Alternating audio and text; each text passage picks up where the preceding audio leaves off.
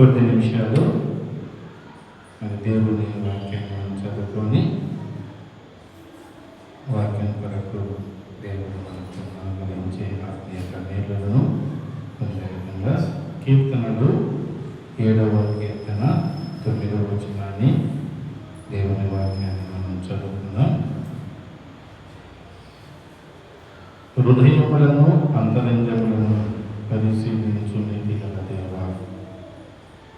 మరొకసారి చదువుతున్నాను.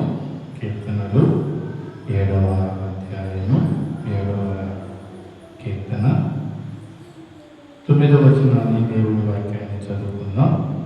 హృదయములను అంతరింద్రములను పరిశీలించు నీతి గల దేవా. వాక్య నిమిత్తం కొరకు ప్రార్థన చేసుకుందాం.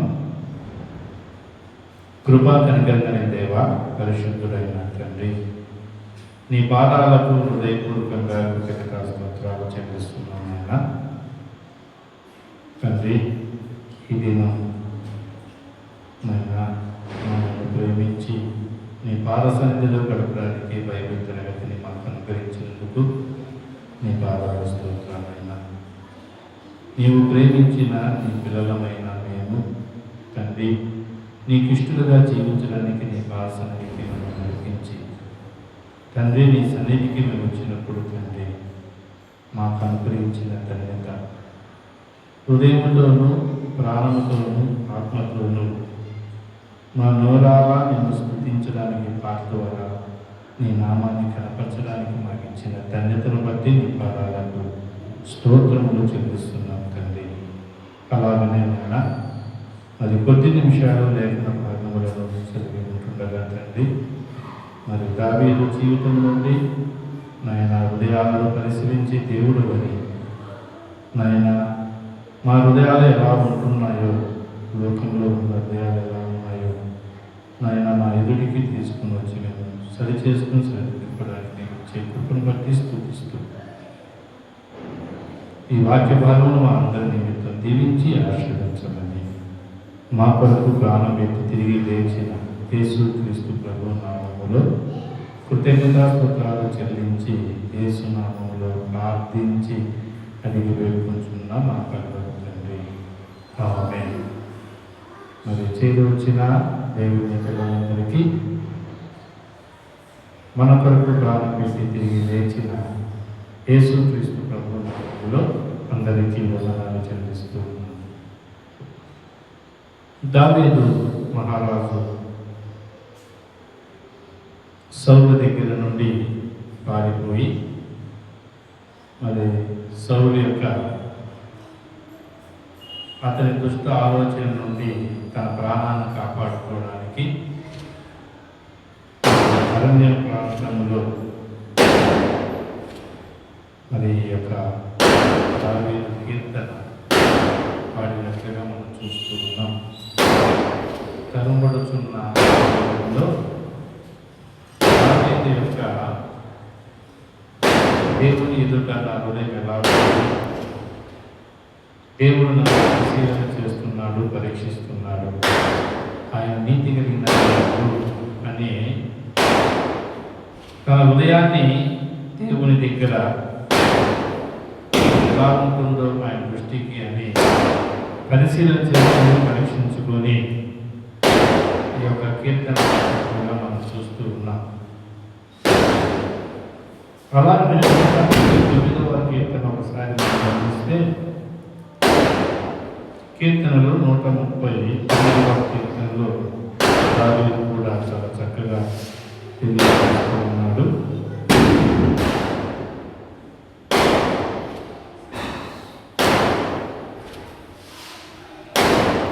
నూట 139వ కీర్తనలో మొదటి 4 వచనాలలో మనం చూస్తే చాలా చక్కగా తెలియజేస్తుంది. నా తలంపులు పుట్టక మునుపు నీవు నా మనస్సును గ్రహించి ఉన్నావు. నా తలంపులు పుట్టక మునుపు నీవు నా మనస్సును, నా హృదయాన్ని గ్రహించుచున్నావు. నా నడక నా పడక పరిశీలన చేసే దేవుడవు అంటున్నాడు. నా మాట నా నాలుకకు రాకమునిపే అది నీవు తెలుసుకొని ఉన్నావు. అంటే దేవుడు ఎంత చక్కగా మన హృదయాల లోతులను, అంటే మన హృదయంలో ఉన్న ప్రతి ఆలోచనను, ప్రతి నిర్ణయాన్ని, ప్రతి విషయాన్ని ఆయన చక్కగా చూచే దేవుడు అని తెలియజేస్తున్నాడు. మనుషులు చూడకపోయినను దేవుడు చాలా చక్కగా మన మాటలో ఉన్న విషయము ఎంత లోతులో ఉంటున్నదో దాని భావాన్ని, దాని క్రియను చక్కగా బయలుపరిచే దేవుడు తెలియజేస్తూ ఉన్నారు. కాబట్టి హృదయాలను పరిశీలించే దేవుడు అని దావీదు తెలియజేస్తూ ఉన్నాడు. అలాగనే పోయిన బైబిల్ తరగతిలో మనం నోవహ జీవితం గురించి పరిశీలన చేస్తూ ఉన్నాం. నోవహ తరములో ఉన్నవారు, నోవహ ఆ యొక్క పుట్టినది మొదలుకొని ఆయన మరణించేంత వరకు ఆ తరములో వారిలో హృదయాలు ఎలా ఉన్నాయి, వారి యొక్క హృదయ తలంపులు ఎలా ఉన్నాయి అని దేవుడు చాలా చక్కగా తెలియచేశాడు పోయిన వారంలో.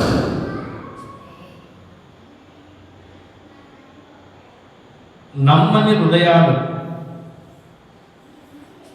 దేవుని నమ్మని హృదయాలు, తమ మనసుకు నచ్చినట్లుగా జీవించే హృదయాలు అని తెలియచేశాడు. నోవహు అయితేనైతే దేవుని నమ్మిన నోవహు అనేది మనం చూసాం. దేవుని యొక్క ఆత్మ ప్రేరేపణ ద్వారా మనం తెలుసుకొని లేఖన భాగంలో ఉన్న సంగతులను మనము చూసాం. చాలా చక్కగా తెలియచేశాడు. ఆ తరములో ఉన్న అనేక సమస్త శరీరులు అనేది చాలా చక్కగా తెలియచేశాడు. వారి హృదయాలన్నింటినీ ఎలా ఉన్నాయి అనేది క్లుప్తంగా తెలియచేశాడు. నేడు కూడా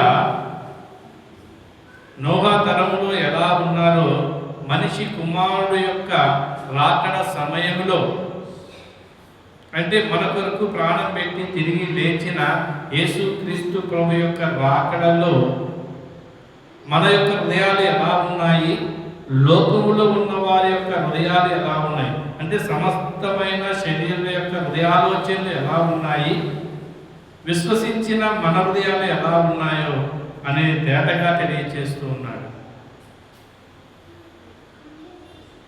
వారి హృదయాలు ఎలా ఉన్నాయో క్లుప్తంగా మనం చూసుకొని ఈ దినము నోహ యొక్క హృదయాన్ని గురించి మనం ఆలోచన చేద్దాం.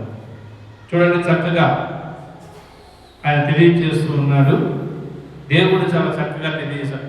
ఆ రోజు ఉన్న లోకంలో ఉన్న సమస్త శరీరం యొక్క హృదయ ఆలోచనలు ఎలా ఉన్నాయి, వారి యొక్క నిర్ణయాలు ఎలా ఉన్నాయి, వారి ప్రవర్తన ఎలా ఉన్నది, వారి జీవితం ఎలా ఉన్నది, గమ్యం లేని జీవితం, ఆధారం లేని జీవితం, ఆశయం లేని జీవితం, అంతమయ్యే జీవితంలో వారు ఉన్నారు. అందుకని చూడండి, చాలా చక్కగా చెప్తున్నాడు, తమ మనసుకు నచ్చిన వారు,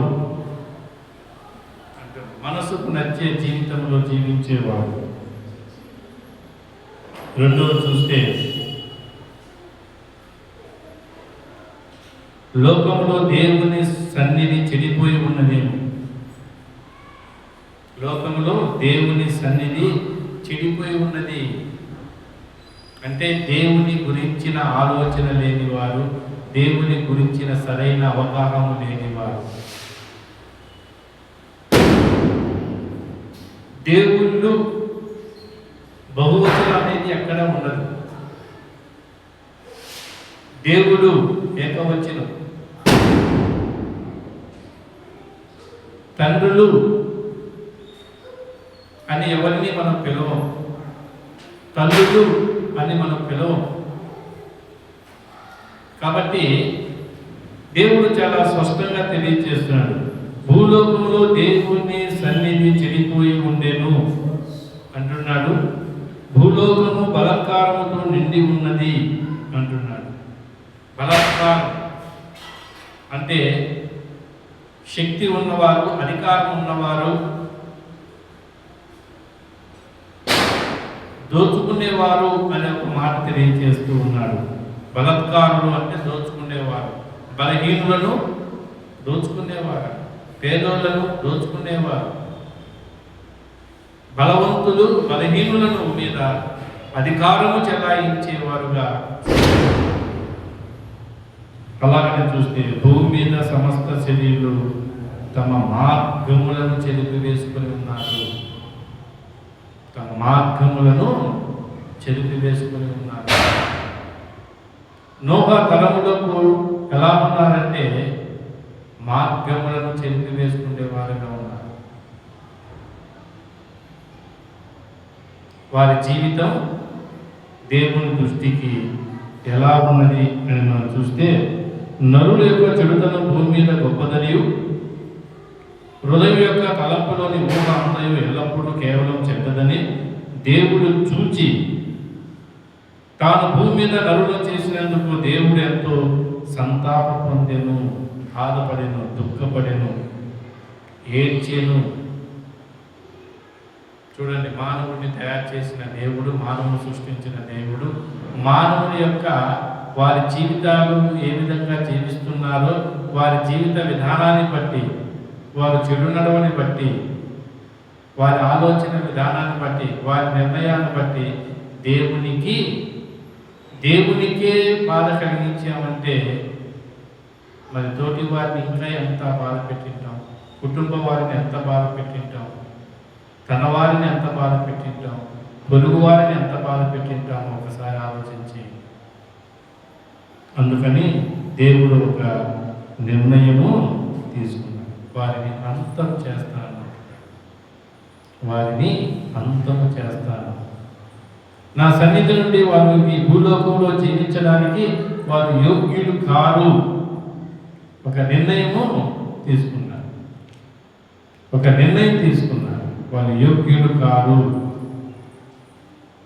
అని దేవుడు ఒక నిర్ణయం తీసుకొని వారి జీవితాలు అలా ఉన్నాయి. అయితే కృప కలిగిన దేవుడు కాబట్టి, దయగలిగిన దేవుడు కాబట్టి, కరుణించే దేవుడు కాబట్టి వారిని శిక్షించక వారి ముందు నోహా యొక్క జీవితాన్ని బయలుపరచబడ్డాయి. దేవుడి యొక్క ప్రేమ సర్విపో, దేవుడు మానవుని ఎంతగా ప్రేమిస్తున్నాడో ఆ ప్రేమను వారు మరణించడము, దేవుని యొక్క తీర్పులో ఉండడం, దేవుని యొక్క శిక్షలో జీవించడం దేవునికి ఇష్టం కాదు. కాబట్టి మీ హృదయ తలంపులు ఎలా ఉన్నాయో ఆ తలంపులకు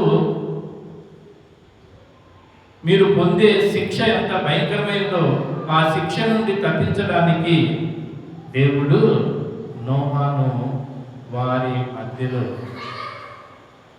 వారి హృదయాలు, నోహా యొక్క హృదయాన్ని ప్రత్యక్షపరుస్తున్నాడు, తెలియచేస్తున్నాడు.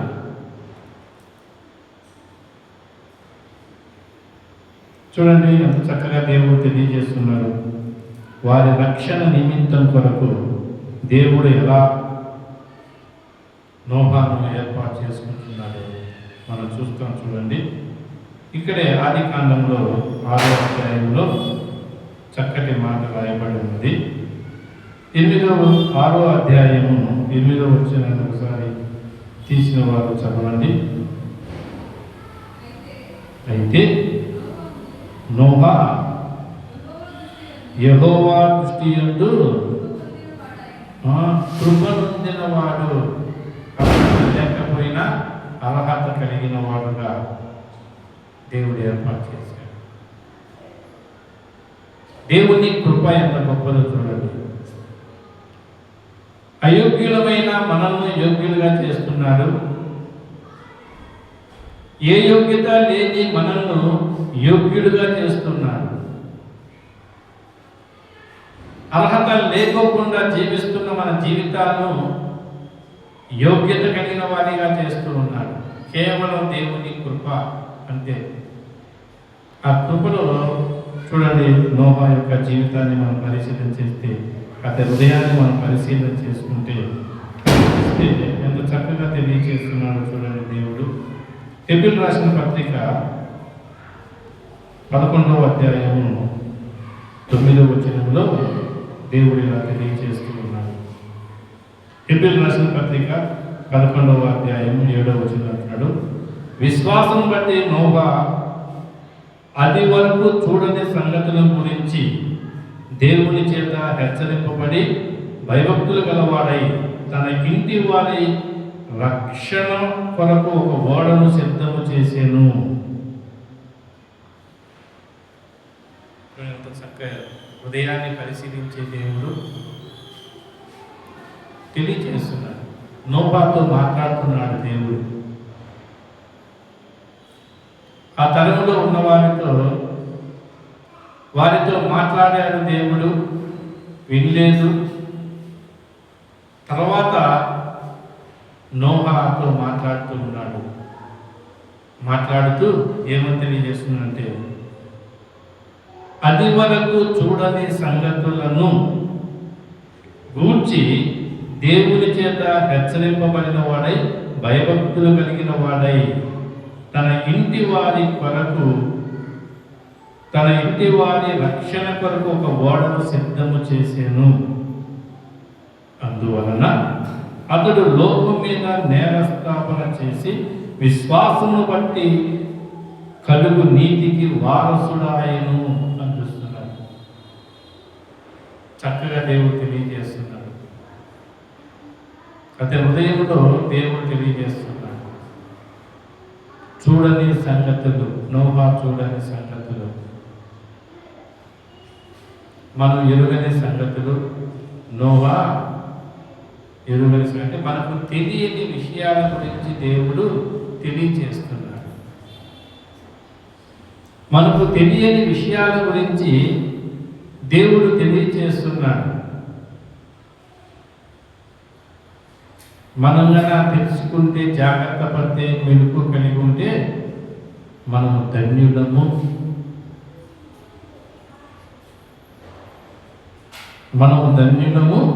మన తరంలో ఉన్న వారిని మనం ఏం చేస్తాము, వారు చేస్తున్న క్రియల గురించి తెలియచేసేవారు. ఏంటి తెలియని సంగతులు అని మనం చూస్తే దేవుడు చూడ ఎంత చక్కగా తెలియజేస్తున్నాడు. ఆదికాండంలోనే మనం చూస్తే చాలా చక్కగా దేవుడు తెలియజేస్తున్నాడు. ఏంటి ఆ సంగతులను మనం ఆలోచన చేస్తే 6వ అధ్యాయం 13వ వచనం చదవండి. తెలియని సంగతిని గురించి తెలియజేస్తున్నాడు.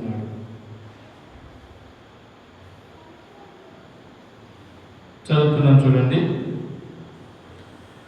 13వ వచనం, దేవుడు నోహాతో సమస్త శరీరుల మూలంగా భూమి బలాత్కారంతో నిండి ఉన్నది కనుక నా సన్నిధి వారి అంతము వచ్చి ఉన్నది. నోహాకు తెలియజేస్తుంది, సమస్త శరీరులు భూమి మీద బలాత్కారంతో జీవిస్తున్నారు వారి జీవితాలు. కాబట్టి నా సన్నిధిని వారికి అంతం వచ్చినది, అంతం చేస్తున్నాను, వారిని అంతం చేస్తున్నాను. ఒకరిని, ఇద్దరిని, ముగ్గురిని అంటే చేస్తాను. ప్రపంచంలో ఉన్న వారందరినీ, ఆ తరంలో ఉన్న వారందరినీ నమ్ముతామా? అంతమందిని ఎలా చంపగలుగుతాడు? ఎన్నో వేల కోట్ల మంది ఉంటారు. సరే, అంత వేల మంది కోట్లు లేకపోయినా కానీ 100 కోట్ల మంది ఉంటారు. 100 కోట్ల మందిని ఆయన చంపగలుగుతాడా? మనకు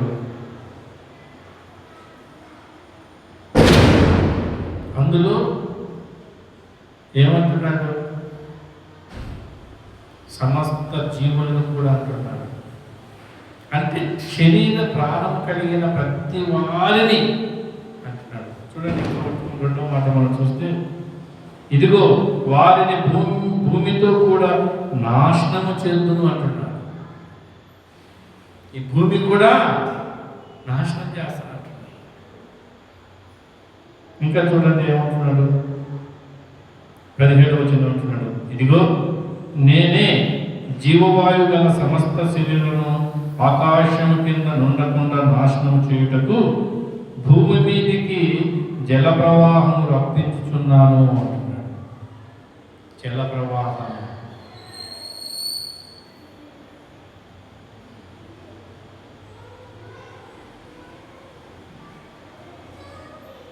లోకమందున్న సమస్త చనిపోవును.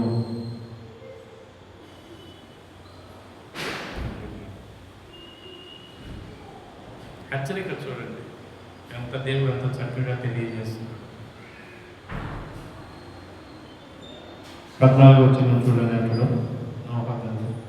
చితిసారకపు మానుతో నీ కొరకు ఓడను చేసుకును. దేవుడు తెలియని విషయాలు తెలియజేస్తుంది. ఒకటి, సమస్త శరీరాలను అంటే వారిని నిర్మూలన చేస్తున్నారు, అంటే అంతమైపోతున్నారు. నా సన్నిధిలో, దేవుని సన్నిధి లేకోకుండా వారి అంతం చేస్తున్నట్టున్నాడు. తర్వాత జలప్రవాహంతో వారిని భూమి మీద లేకుండా తీసివేస్తున్నట్టున్నాడు. లోకమందు సమస్తము చనిపోవును. నీ కొరకు ఒక ఓడను తయారు చేసుకో అంటూ 18వ వచనం అంటాడు, అయితే నీతో నా నిబంధన స్థిరపరచును, నీవును నీతో కూడా నీ కుమారులను నీ భార్యను నీ కోడలను ఆ ఓడలోని ప్రవేశించు, మరియు నీతో కూడా వాటిని బ్రతికించి ఉంచుకొనుటకు సమస్త జీవులలో, అనగా సమస్త శరీరం యొక్క ప్రతి జాతిలోనివి 2 చెప్పున నీ ఓడలోనికి తేవలను అంటూ చూడండి ఏమంటున్నాడు. ఇంకా దేవుడు ఎంత చక్కగా, మరియు తినుటకు నానా విధమైన ఆహార పదార్థములను కూర్చుకొని నీ దగ్గర ఉంచుకొను, అవి నీకును వాటికి ఆహారం అవునని చెప్పాను. దేవుడు చెప్తున్నాడు. అలాగనే యేసుక్రీస్తు ప్రభు కూడా దేవుడు మనతో కూడా తెలియజేస్తున్నాడు. చూడండి, అపోస్తల కార్యగ్రంథములు 17వ అధ్యాయంలో 30-31 వచనాన్ని చదువుకున్నాం. చూడండి, అపోస్తల కార్యగ్రంథములు 17 తీసిన వారు చదవండి. 17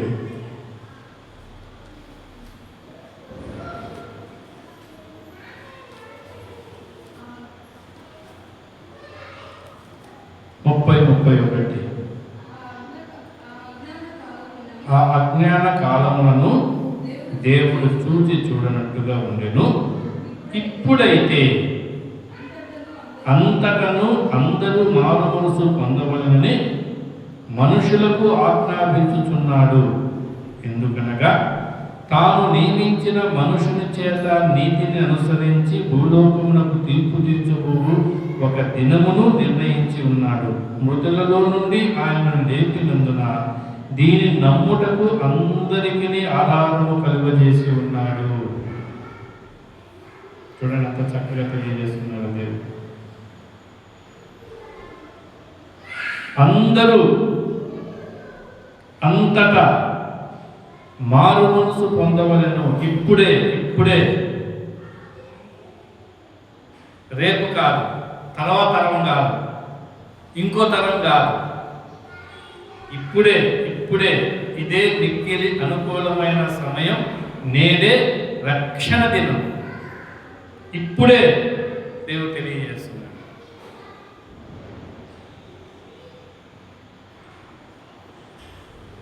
ఇప్పుడే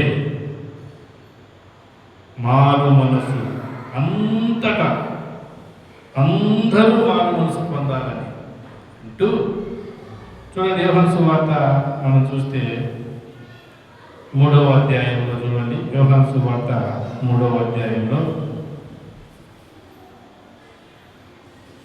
16వ వచనం చదవండి. దేవుడు లోకమును ఎంతో ప్రేమించెను కాగా ఆయన తన అద్వితీయ కుమారునిగా పుట్టిన వాని యందు విశ్వాసముంచు ప్రతివాడు నశింపక నిత్య జీవం పొందినట్లు ఆయన అనుగ్రహించెను.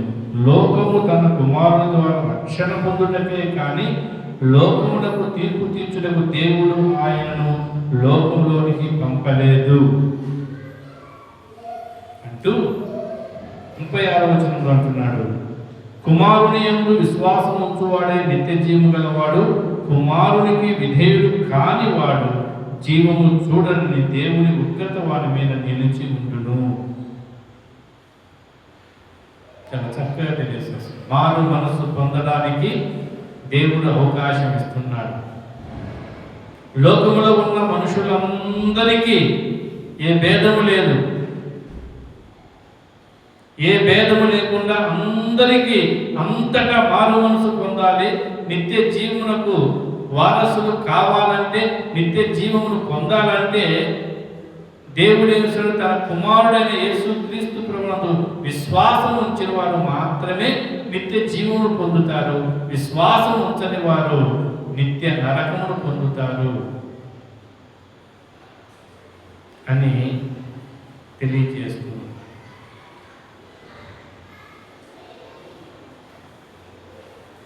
చూడండి, నోహా దగ్గరకు వద్దాం. చూడండి, నోహా దగ్గర చూడండి, దేవుడు ఎంత కృప కలిగిన దేవుడు, ఆయన ఎంత దయాలత్వం కలిగిన దేవుడు, ఆయన ఎంత శాశ్వతమైన ప్రేమతో ప్రేమించే దేవుడు.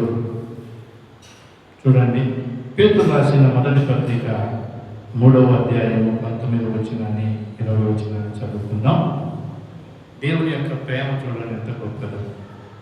దేవుడు దీర్ఘశాంతము ఇంకా కనిపెట్టుచున్నప్పుడు పూర్వము నోహా దినములలో ఓడ సిద్ధపరచబడుచుండగా అవిధేయులైన వారి యొద్దకు, అనగా చెరలో ఉన్న ఆత్మల యొద్దకు ఆయన ఆత్మరూపిగా వెళ్ళి వారికి ప్రకటించెను.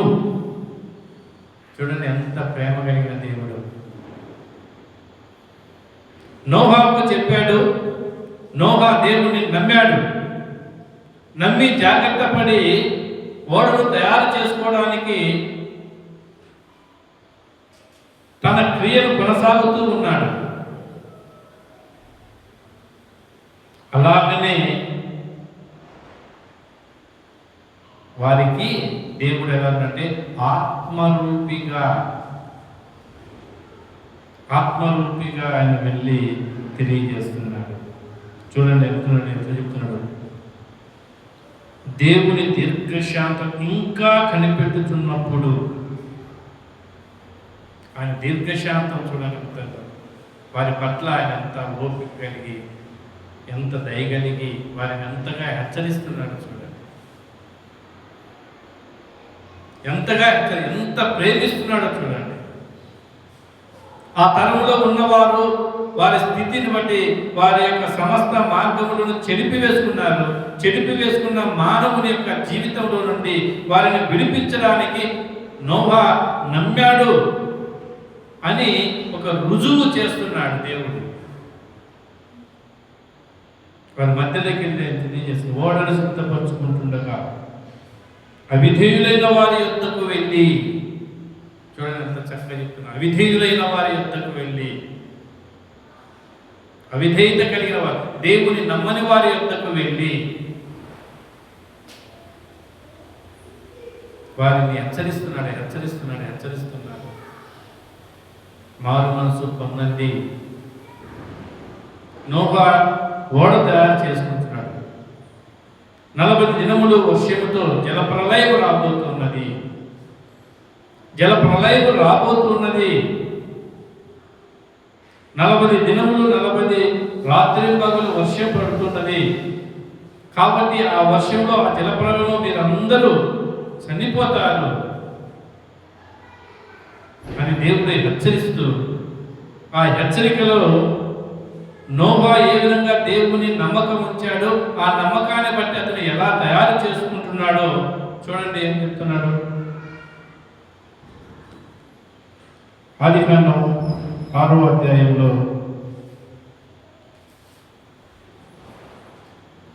ఎంత చక్కగా తెలియజేస్తున్నాడు చూడండి. దేవుడు చెప్పిన మాట ఏ విధంగా విని తెలియజేస్తున్నాడు చూడండి.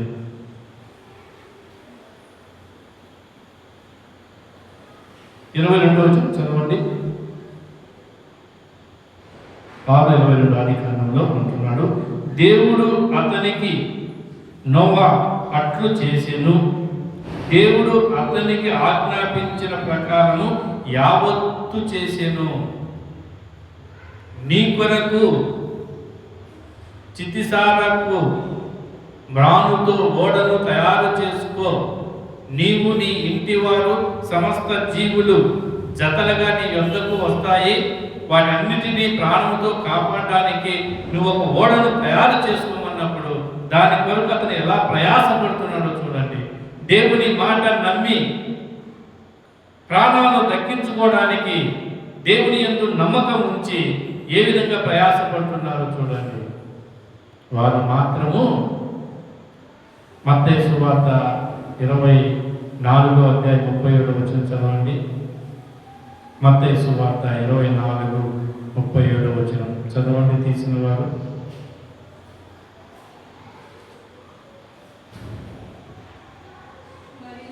మరియు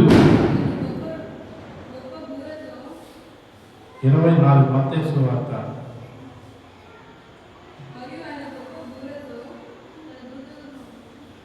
ఒక్క నిమిషం.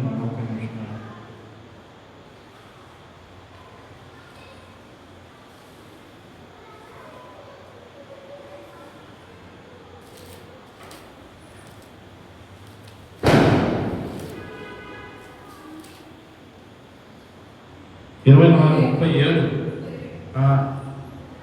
31 చదువుతున్నావా? నేను చెప్పి 30 చెప్పానా? సరే చదువు. నోహా దినములు ఎలాగుండునో మనిషి కుమారుడు రాకడయు అలాగనే ఉండును. జలప్రలయమునకు ముందటి దినములలో నోహా ఓడలోనికి వెళ్ళిన దినం వరకు వారు తినుచు, త్రాగుచు, పెళ్లి చేసుకునుచు, పెళ్లికిచ్చుచుండిది. జలప్రలయం వచ్చి అందరినీ కొట్టుకొని పోవరకు ఎరుగకపోయేది. ఎరుగని జీవితం, మెలుకోలేని జీవితం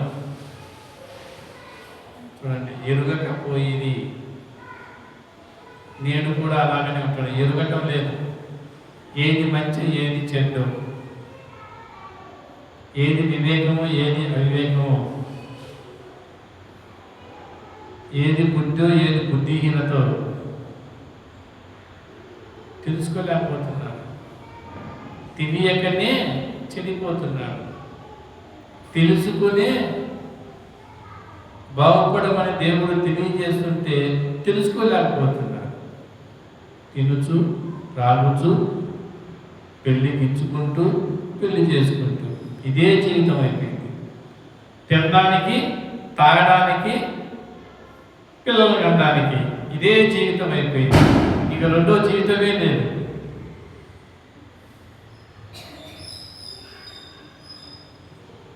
చూడంత చక్కగా తెలియజేస్తుంది. దేవుడు ఆత్మరూపిగా వెళ్ళి అయ్యా తెలియజేస్తుంది. ఎందుకు తింటాడు? ఎందుకు తాగుతున్నావు? ఎందుకు పెళ్లి చేసుకుంటున్నావు? ఎందుకు పెళ్లికి ఇస్తున్నావు? దేవుడు ఎలా ప్రశ్నలు వేస్తున్నాడు. తాగితే ఏమవుతుంది? సంసారం పాడైపోతుంది. అంతేనా? తాగితే సంసారం పాడైపోతుంది. పిల్లలు అనాథలైతారు, భార్యకు అవమానకరంగా ఉంటారు, జీవితం అవమానకరమైన జీవితం, తాగేవారు అవమానకరమైన జీవితంలో జీవిస్తూ ఉంటారు. తింటే అనారోగ్యం కలుగుతుంది, ఆరోగ్యంలో నుండి అనారోగ్యం కలుగుతుంది. అంతేనా? ఎక్కువ తింటే ఏమవుతుంటుంది? తగు వరకు ఆహారం తినాలి, ఎక్కువ తింటే ఏమవుతుంది? షుగర్లు, బీపీ, కిడ్నీలు, గుండె జబ్బులు ఇవన్నీ వస్తాయి. తినడం వల్ల వచ్చే బాధలు అయ్యాయి. పెళ్ళికి ఇచ్చుతూ పెళ్ళికి ఇస్తాను, ఎలాంటికి ఇవ్వాలి? మన పిల్లలు పెళ్ళిళ్ళు చేయాలంటే ఎలాంటికి ఇవ్వాలి? ఏ విధంగా పెళ్ళి చేయాలి? వారికి మన పిల్లలకు మనం ఎలా పెళ్లి చేసుకోవాలి?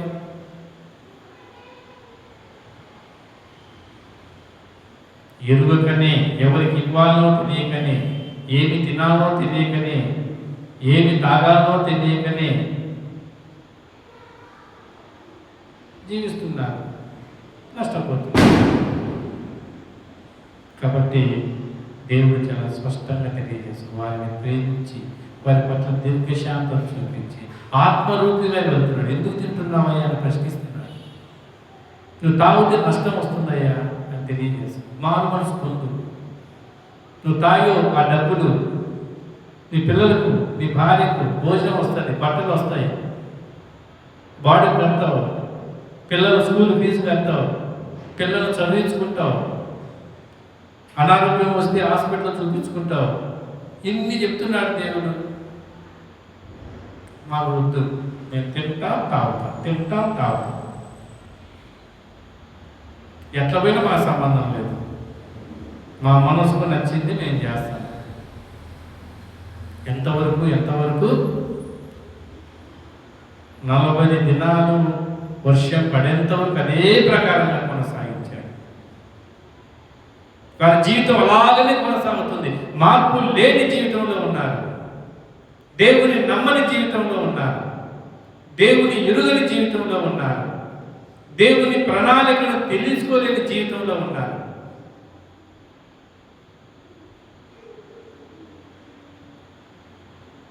నోహ అయితే తెలుసుకొని వివేకం కలిగి, వినయం కలిగి, విధేయత కలిగి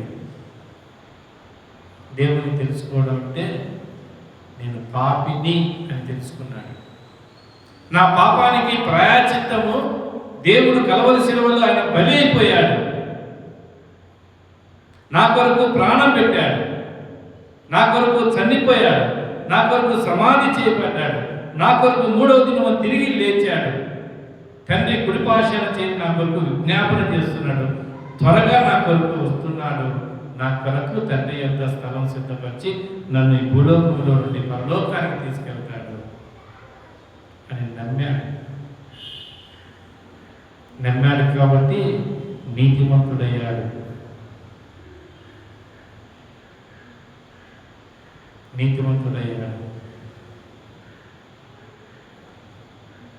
చూడండి, ఒక మాట చూద్దాం.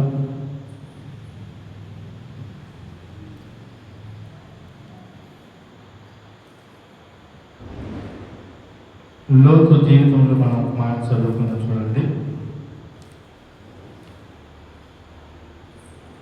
లోతు జీవితంలో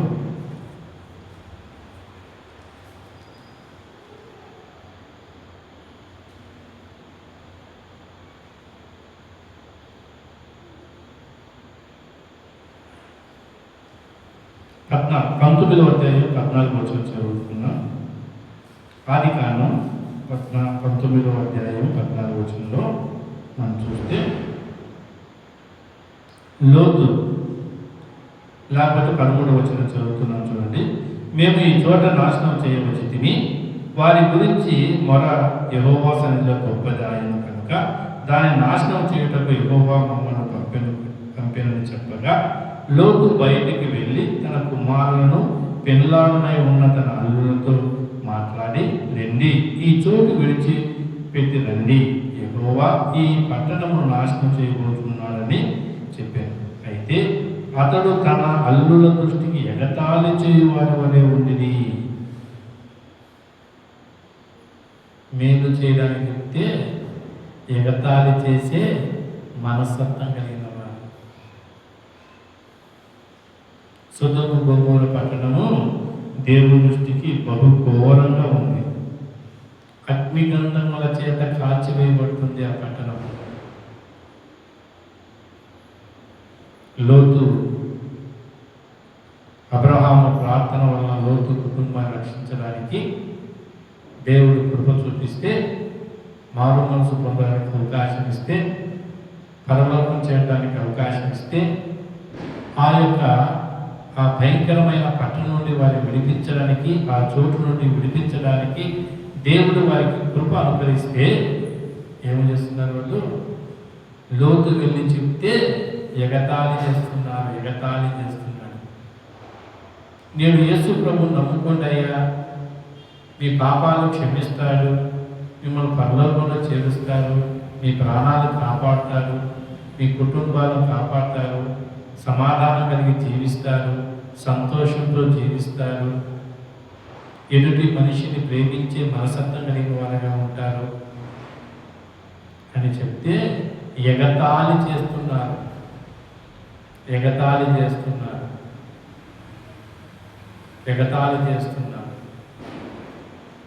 దేవుడు ఎంత ప్రేమ కలిగిన దేవుడు చూడండి.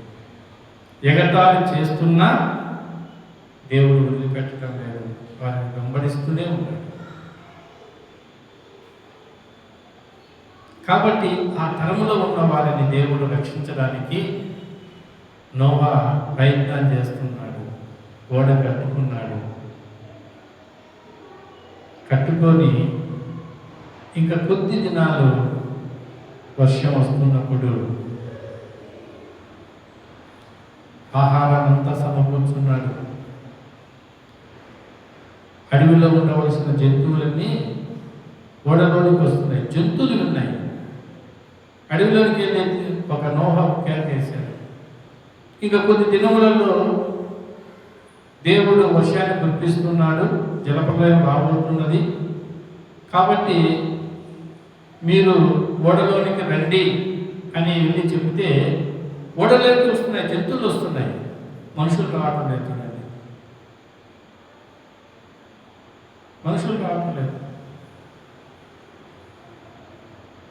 జంతువులు ఒక్కొక్కటి వెళ్ళిపోయి లోపలికి వెళ్ళిపోయి మూసేసారు. వర్షం పడింది, అందరూ నవ్వించారు. నేడు కూడా దేవుడు తెలియజేస్తున్నాడు, నిత్య జీవం అనుభవించడానికి నిత్య మరణములో ఉంటారా, నిత్య జీవంలో ఉంటారా? ఈ తరములో ఉన్నవారు, మనిషి కుమారుడు రక్షకుడిగా ఈ లోకానికి వచ్చిన తరములో మన హృదయాలు ఎలా ఉన్నాయి? యేసుక్రీస్తు ప్రభువును నమ్ముకోవడానికి ఇష్టపడే హృదయాలుగా ఉంటున్నావా? ఇష్టపడని హృదయాలుగా ఉంటున్నావా? తినడం, తాగడం, పెళ్లి చేసుకోవడం, పెళ్లికి ఇవ్వడంలోనే ఉంటున్నావా? లేకపోతే భయం కలిగి, మెలుపు కలిగి, వివేకం కలిగి, వినయం కలిగి, జాగ్రత్త కలిగి, దేవుని రాక కొరకు కనిపెట్టుకునే హృదయాంతరం కలిగిన వారంగా ఉంటున్నామా? ఎలా మన జీవితాలు కొనసాగుతూ ఉన్నాయి? దేవుడు హెచ్చరిస్తున్నాడు. ఎంత ఆయన సూక్ష్మములో మోక్షాన్ని ఇస్తున్నాడు. మనసు మార్చుకో, నియమించిన మీ కొరకు ఒక మనుషుని నియమించారు.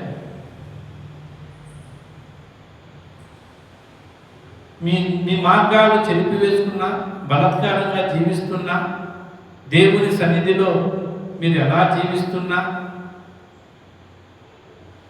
మీ మార్గంలో ఎలా ఉన్నా, కానీ వీటన్నిటి గురించి నేను ఆలోచన చేయటం లేదు.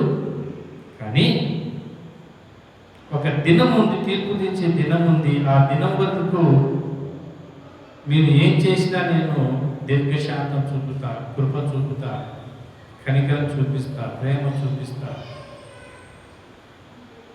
కానీ యేసుక్రీస్తు ప్రభువును అంగీకరించుకోకుండా, ఆయనకు మీ మనస్సు ఇవ్వకోకుండా, మీ ఇష్టం వచ్చినట్లు మీరు జీవిస్తే నిత్య నాశనంలోనికి వెళ్ళిపోతాయి మీ ఆత్మలు, మీ ప్రాణాలు, మీ శరీరాలు. ఆయన విశ్వసించి ఆయన నమ్ముకుంటే నిత్య జీవులోనికి మీరు వెళ్తారు. యోహాను సువార్త 5:24 మనం చూస్తే ఏమంటున్నాడు? నా మాట విని, చూడండి, నా మాట విని. యోహాను సువార్త, నా మాట విని నన్ను పంపువాని యందు విశ్వాసం ఉంచువాడు నిత్య జీవము గలవాడు, వాడు తీర్పులోనికి రాక మరణంలో నుండి జీవములోకి దాటి ఉన్నాడని మీతో నిశ్చయంగా చెప్పుచున్నాను అంటున్నాడు. మరణములో నుండి జీవములోనికి, పాతాళంలో నుండి పరదేశంలోనికి, నరకములో నుండి పరలోకానికి. దేవుడు ఎంత ఇస్తున్నాడు, ఎలా మనల్ని హెచ్చరిస్తున్నాడు, ఎలా సరి చేసుకోమంటున్నాడు, ఎలా సరిదిద్దుకోమంటున్నాడు, ఎలా వెలుగు కలిగి జీవించమని తెలుపుతున్నాడు. మీ కొరకు ఒక మనిషిని నియమించాను అంటే అర్థం ఏంటి? ఆయన చేసిన ప్రకారంగా మనం జీవించడానికి. ఇదిగో లోక పాపములను మోసుకొని పోవు దేవుని గొర్రెపిల్లని యోహాను భక్తుడు తెలియజేస్తున్నాడు. మీ అందరి పాపములను మోసుకొని పోవు దేవుని గొర్రెపిల్ల మీ కొరకు ఆయన సజీవ యాగముగా సమర్పించుకుంటున్నాడు, బలియాగాన్ని సమర్పించుకుంటున్నాడు, మీ కొరకు చనిపోతున్నాడు. మీ పాపముల కొరకు, మీ అపరాధముల కొరకు, మీ దోషముల కొరకు ఆయన చనిపోతున్నాడు.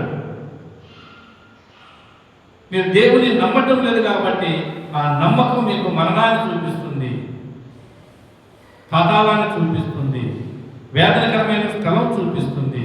అక్కడ నుండి విముక్తి పొందాలంటే ప్రభువైన యేసు క్రీస్తు నామములోనే రక్షణ. ఇంక ఏ నామంలో రక్షణ లేదు. మీ కొరకు చనిపోయిన నామం యేసు ప్రభువే, ఇంకెవరు చనిపోలేదు.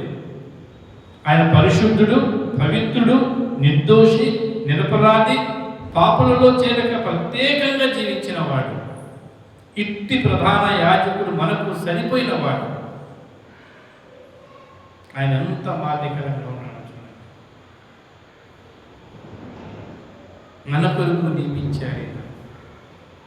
తీర్పు తీర్చడానికి కోసం కాదు, నిత్య జీవం పొందడానికి నియమించాడు. నిత్యము జీవించడానికి దేవుడు మనకు అవకాశం ఇస్తున్నాడు. నమ్మితే, మన హృదయం ఆయనకిస్తే మన పరలోకంలో ఉంటాం. నమ్మకపోతే శిక్షలో ఉంటాం. నమ్మకపోతే శిక్షలో ఉంటాం. నమ్మితే పరలోకంలో ఉంటాం.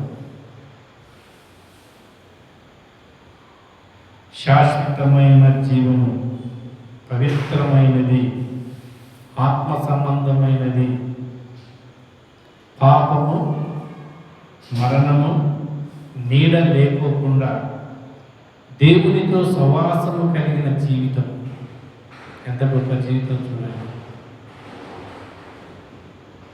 జీవం మన జీవితాలు ఎలా ఉంటుందంటే చూడండి, కనీసం నీడ కూడా కలగకుండా, పాపం అనే నీడ కలగకుండా, మరణం అనే నీడ కలగకుండా, ఆత్మ సంబంధమైన జీవితం, పవిత్రమైన జీవితం, దేవునితో సవాసం కలిగిన జీవితం. ఇంత గొప్ప జీవితాన్ని దేవుడు మనకిస్తున్నాడు. ఇలాంటి మనసు మనకుందా? దేవుని నమ్మే మనసు ఉందా? అపనమ్మకమైన మనసు ఉంటుందా? దేవుడు హృదయాన్ని చూసే దేవుడు, హృదయాన్ని పరిశీలించే దేవుడు, పరీక్షించే దేవుడు. మన హృదయంలో లోతులు ఏమున్నాయో, అంటే మన హృదయ ఆలోచనలు ఎలా ఉన్నాయో వాటిని తేటగా చూస్తాడు. మనం చూడకపోయినా మన పై రూపాన్ని మాత్రం బాగా చూసుకుంటాం. పై రూపాన్ని చూసి మెచ్చుకుంటాం, మోసపోతాం. దేవుడు మనకు తెలియజేసే మాట ఏంటంటే, పై రూపాన్ని ఎప్పుడు చూడొద్దండి, హృదయాన్ని చూడండి. దేవుని నమ్మిన హృదయమా, దేవుని కొరకు జీవించే హృదయమా, నీ కొరకు ప్రాణం పెట్టి తిరిగి లేచిన యేసుక్రీస్తు ప్రభు మనసు కలిగిన హృదయమా, మోసపుచ్చే హృదయమా? ఏ హృదయం? ఏ హృదయం? కాబట్టి ఆ తరంలో ఉన్న వారు ప్రభువును నమ్మని, దేవుని నమ్మని వారు జలప్రలయంలో వెళ్ళిపోయారు. ఆయన ఆత్మరూపిగా ఉండి వారికి బోధించిన, తెలియచెప్పిన, క్రియారూపకంగా వారికి తెలియచేసిన నమ్మక వారి జీవితాలు ఆ యొక్క జలప్రలయంలో వారి ప్రాణాలు పోయినాయి. నేను యేసుక్రీస్తు ప్రభువు రాకడ సమయంలో చాలా మంది అలాగనే ఉంటున్నారా? ఇప్పుడు దేవుడు తెలియజేస్తున్నాడు మన హృదయాలు ఎలా ఉంటాయి, ప్రభువు నమ్ముకున్న హృదయాలు ఎలా ఉంటాయి, ప్రభు నమ్ముకున్న హృదయాలు ఎలా ఉంటున్నాయి. ప్రభు కొరకు జీవించే హృదయం. పౌలు అంటున్నాడు, నేను క్రీస్తు కూడా సిలువేయబడి ఉన్నాను, ఇప్పుడు జీవించే జీవితం నాది కాదు, నా కొరకు ప్రాణం పెట్టి నా కొరకు ప్రాణం పెట్టిన యేసుక్రీస్తు ప్రభు యొక్క జీవితం జీవిస్తున్నాను. ఇంకా నాది కాదు. ఈ దేహంతో దేవుని మహిమపరుస్తాను. ఈ దేహము దేవుని, ఈ ప్రాణం దేవుని, ఈ ఆత్మ దేవుని. దేవుడు ఇచ్చిన దాన్ని నేను అనుభవిస్తున్నాను. దేవుని మహిమపరిచే జీవితం నాకు కావాలి అని మన హృదయంలో అలా అంటారు. మన హృదయ ఆలోచనలు అలా, లోకం ఆలోచన అలానే ఉన్నా మనం తెలియజేస్తాం ఆత్మరూపిగా. ఇప్పుడు మైక్ మనం మాట్లాడుతున్నాం. ఈ మైక్ శబ్ద ద్వారా ఎంతమంది ఉంటున్నారో వారందరికీ సువార్త ప్రకటిస్తున్నారు. వీళ్ళందరికీ సువార్త ప్రకటిస్తున్నారు. అలా టీవీలో దేవుడు ఎంతమందికి తెలియజేస్తున్నారో విన్నవారందరికీ తెలియజేస్తున్నారు. బజార్లలో నిలబడి ఎంతమందికి అయితే తెలియజేస్తున్నారో వారందరికీ దేవుడు తెలియజేస్తున్నారు. దేవుడు ఒక్కటే మాట, మారు మనసు పొందండి, పశ్చాత్తాపడండి, దేవుని రాజ్యానికి వారసులు కండి.